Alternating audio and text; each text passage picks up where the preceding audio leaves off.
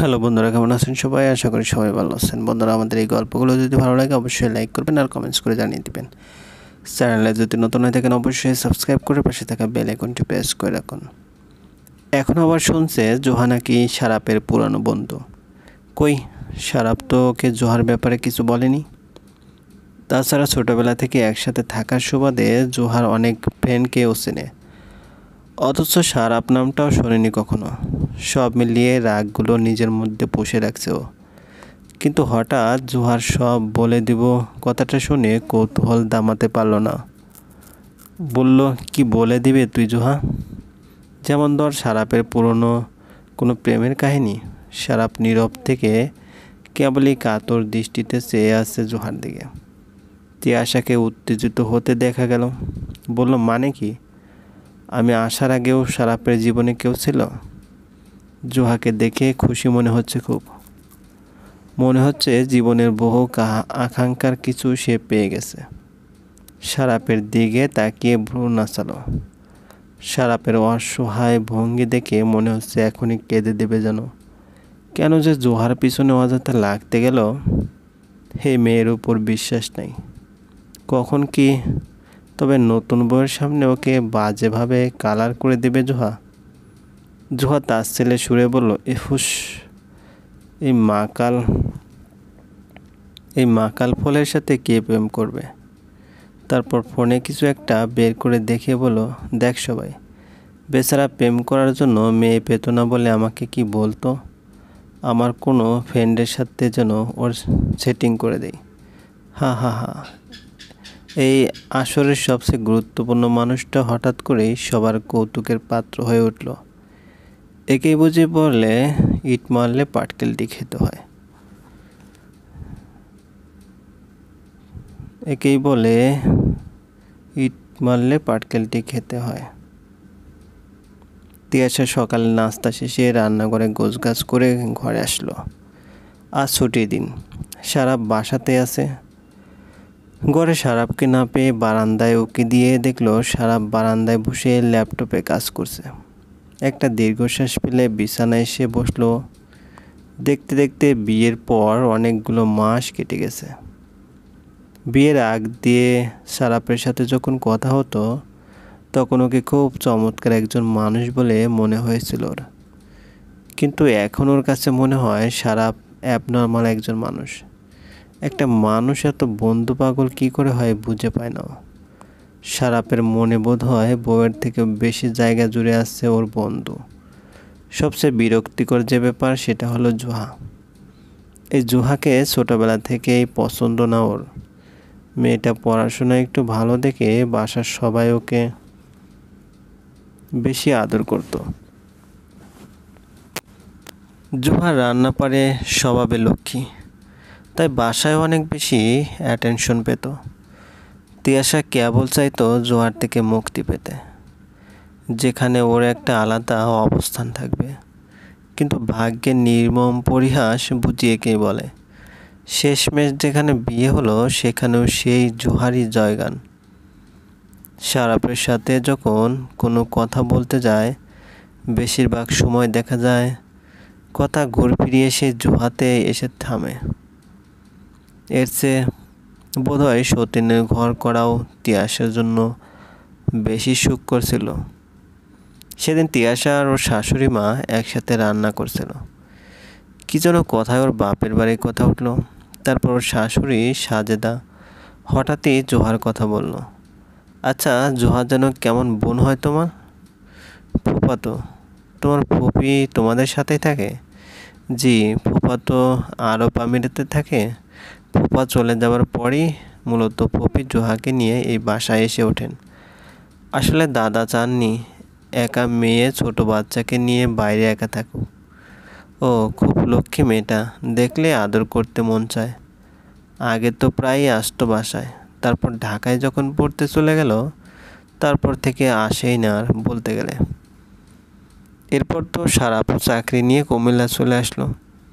তিয়াশারও তখন শুধু মনে হচ্ছিল মাটি ফাঁক হোক, ও ঢুকে যাক, সেখানে অন্তত জোহার গুনগান শুনতে হবে না। এগুলো ভাবতে ভাবতেই টুপ করে কয়েক ফোঁটা জল গড়িয়ে পড়ল তিয়াশার চোখ থেকে। প্রত্যেক মেয়েই তার স্বামীর বিশেষ নজর থাকতে চায়, একটু বিশেষ গুরুত্ব পেতে চায়, একমাত্র নির্ভরতা হিসেবে স্বামীর কাঠটাই চায়। কিন্তু ওর কপালে বোধহয় সেটা নেই। সারাপ স্বামী হিসেবে নিজের দায়িত্বগুলো পালন তো করে, কিন্তু ওদের সম্পর্কে যেন কোনো ছন্দ নেই, সব যেন কেমন দায় সারা গোছের। তিয়াশার হঠাৎ মাকে মনে পড়েছে খুব। কদিন মায়ের কাছ থেকে আসতে মন্দ হয় না, সারাপকে বলতে হবে। এগুলো ভাবতে ভাবতেই দেখলো সারাপ ফোন টিপতে টিপতে ঘরে ঢুকলো। কাল রাতেও ওদের কথা কাটাকাটি হয়েছে। এখন এই কথা বলা উচিত হবে কি না বুঝতে পারছে না তিয়াশা। তারপরও কিছুটা সংকোচ নিয়ে বলে ফেলল, সারাপ, আমি কদিনের জন্য আব্বুদের বাসায় যেতে চাচ্ছি। সারাপ ফেসবুকিং করছিল। হঠাৎ নোটিফিকেশনে দেখলো 2 দিন বাদেই জুহার জন্মদিন। তখনই ওই বাসায় যাওয়ার কথাটা বলল তিয়াশা। সারাপের মাথায় হুট করে জুহাকে জন্মদিনে সারপ্রাইজ করার প্ল্যান চলে আসলো। তাই কাল বিলম্ব না করেই বলল, ঠিক আছে, কালকে চলো তাহলে। আমি বসের সাথে কথা বলে ছুটি নিয়ে নিচ্ছি। আর টিকিটও কাটা লাগবে তো। সকালে যাব নাকি বিকালে? আমার মনে হয় সকাল সকাল যাওয়াটাই বেটার হবে। তিয়াশার যেন বিশ্বাসই হচ্ছে না সারাপ এত দ্রুত রাজি হয়ে গেছে। এই ছেলেটাকেও বুঝে উঠতে পারেন না ঠিক।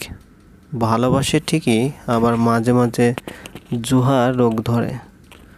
তখন এত অসহ্য লাগে, মনে চায়। কিন্তু এখন এই মুহূর্তে খুব আনন্দ হচ্ছে ওর। ও লাফ মেরে যে সারাপকে জড়িয়ে ধরলো। সারাপ মৃদু হেসে বলল, পাগলি। তিয়াশারা পোষালো দুপুর নাগাদ। সারাপের জন্য খুশির খবর এটাই যে জুহা এখন এই বাসাতেই আছে। ইয়ার ফাইনাল শেষে ছুটি কাটাচ্ছে। সারাপ দুপুরের পর পর তিশাম, রাফিন এদের নিয়ে বেরিয়ে গেল। তিয়াশাকেও সাথে নিতে চেয়েছিল, কিন্তু ও যায়নি। এরা ফিরল সন্ধ্যা নাগাদ। তিশামদের খুব খুশি হতে দেখা গেল। তিয়াশা ওকে জিজ্ঞেস করে জানালো সারাপ নাকি ওদের অনেক ঘুরিয়েছে।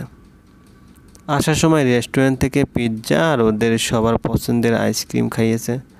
ওদের সাথে না যাওয়ায় কিছুটা আফসোস হলো ওর। কিন্তু পরক্ষণেই মনে হলো সারাপের হাতে অনেকগুলো প্যাকেট দেখছে ও। নিশ্চয়ই ওর জন্য কিছু না কিছু এনেছে। ভাবতে মনটা ভালো লাগায় ছেয়ে গেল। তিয়াশা ঘরে এসে দেখলো বিছানার উপর কয়েকটা প্যাকেটের সাথে একটা কেকের বক্স রাখা। আনন্দে কান্না চলে আসলো ওর। সারাপ ওর জন্য কেক এনেছে। ইস, কত ভালোবাসে ছেলেটা ওকে। ও কেকের বক্সটা খুলতে যেতেই সারাপ ওয়াশরুম থেকে বের হলো। তিয়াশাকে কেকের বক্স খুলতে দেখেই বলে উঠলো, এই তিও, ওটা খুলো না, ওটা জুহার জন্য। জুহার জন্য কথাটা মাথার মধ্যে বাড়ি খেলো কয়েকবার। অস্ফুটে বলল, জুহার জন্য? হ্যাঁ, কাল ওর জন্মদিন না, তাই ভাবলাম আজ রাতে সারপ্রাইজ দেবো ওকে। সারাপ জুহাকে সারপ্রাইজ দেওয়ার জন্য এত কিছু করেছে, আর তিয়াশা না কি না ভেবে বসে আছে কেকটা ওর জন্য আনা হয়েছে। বুকের মধ্যে কান্না দলা পেকে চিনচিনে ব্যথা অনুভব করলো।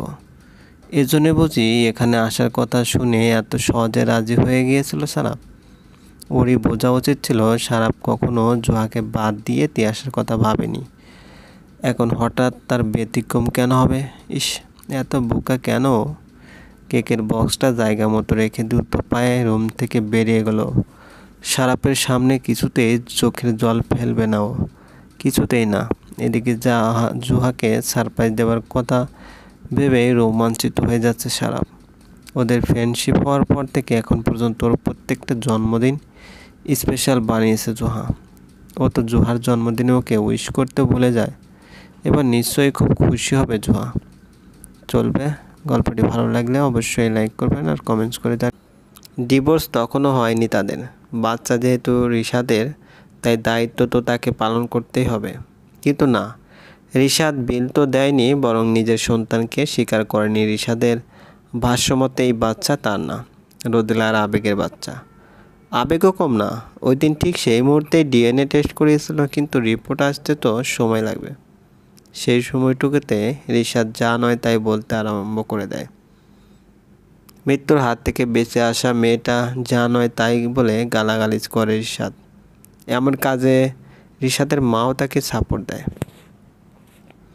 পুরা হাসপাতালের সামনে আবেগকে অপমান, লাঞ্ছনা, অপবাদ দেওয়া হয়। একজন ডাক্তারের কাছে তার সম্মান যে কী জিনিস এটা কেবল সেই ডাক্তারই জানে। হাসপাতালে staff, nurse, ward boy, doctor সবার সামনে আবেগের চরিত্রে আঙ্গুল তোলা হয়। রিশাদ যেন এত ঠান্ডা হয়নি।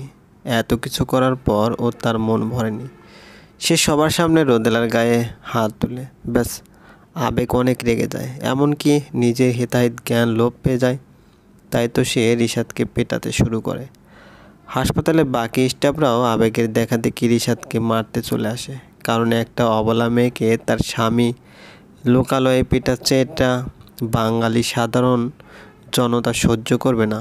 তাই তো রিশাদকে পিটিয়ে গণদোলায় দিয়ে হাসপাতাল থেকে বের করে দেয়। আবেগ ভাবতে লাগলো, রিশাদ বুঝি সেদিনের শোধটাই নিল তার উপর। রোদেলা ঘুম থেকে উঠেই দেখে আবেগ টেবিলে বসে পড়ছে। সে ভ্রুকুচকে ঘড়ির দিকে তাকালো। 8:30 বাজে। এতক্ষণে তো আবেগের অফিস যাওয়ার কথা। সে উঠে পড়ল এবং আবেগের কাছে গিয়ে বলে, হাসপাতালে যাবে না আজকে? আবেগ পড়তে পড়তে জবাব দেয়, না। রোদেলা আবার প্রশ্ন করে, কেন? আজ শুক্রবার। ও। আবেগ পড়ায় মনোযোগ দেয়। এতে রোদেলার হাসি পেয়ে যায়। এত দামড়া ছেলেকে পড়তে দেখে তার হাসি পাচ্ছে। হাসি দমিয়ে রেখে সে বাথরুমের দিকে হাঁটা দেয়। রোদেলা যখন হেঁটে যেতে থাকে তখন আবেগ তার দিকে তাকালো এবং অদ্ভুত এক দৃশ্য দেখল। রোদেলা হাঁটছিল, সেই সাথে আস্তে আস্তে করে তার খোপা বাঁধা চুল উন্মুক্ত হয়ে যায় এবং ছড়িয়ে পড়ে কোমরের নিচ অব্দি। অদ্ভুত এক মুগ্ধতা গ্রাস করে নেয় আবেগের মনে। কিছু একটা হয়ে গেল তার মনে, যার পূর্বাভাস পেলেও ফলাফল হাতে পায়নি। চলবে। গল্পটি ভালো লাগলে অবশ্যই লাইক করবেন আর কমেন্টস করে জানিয়ে দিবেন। চ্যানেলে যদি নতুন হয়ে থাকেন অবশ্যই সাবস্ক্রাইব করে পাশে থাকা। আপনার নামটাও শোনেনি কখনো। সব মিলিয়ে রাগগুলো নিজের মধ্যে পুষে রাখছে ও। কিন্তু হঠাৎ জোহার সব বলে দিব কথাটা শুনে কৌতূহল দামাতে পারল না। বলল, কি বলে দিবে তুই জোহা? যেমন ধর সারাপের পুরনো কোনো প্রেমের কাহিনী।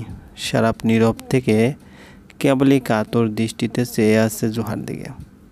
তিয়াশাকে উত্তেজিত হতে দেখা গেল। বলল, মানে কি? আমি আসার আগেও সারাপের জীবনে কেউ ছিল? জোহাকে দেখে খুশি মনে হচ্ছে খুব। মনে হচ্ছে জীবনের বহু আকাঙ্ক্ষার কিছু সে পেয়ে গেছে। সারাপের দিকে তাকিয়ে ভ্রু নাচালো। সারাপের অসহায় ভঙ্গি দেখে মনে হচ্ছে এখনই কেঁদে দেবে যেন। কেন যে জোহার পিছনে অযথা লাগতে গেল? হে মেয়ের উপর বিশ্বাস নাই। কখন কি তবে নতুন বউয়ের সামনে ওকে বাজেভাবে কালার করে দেবে জোহা?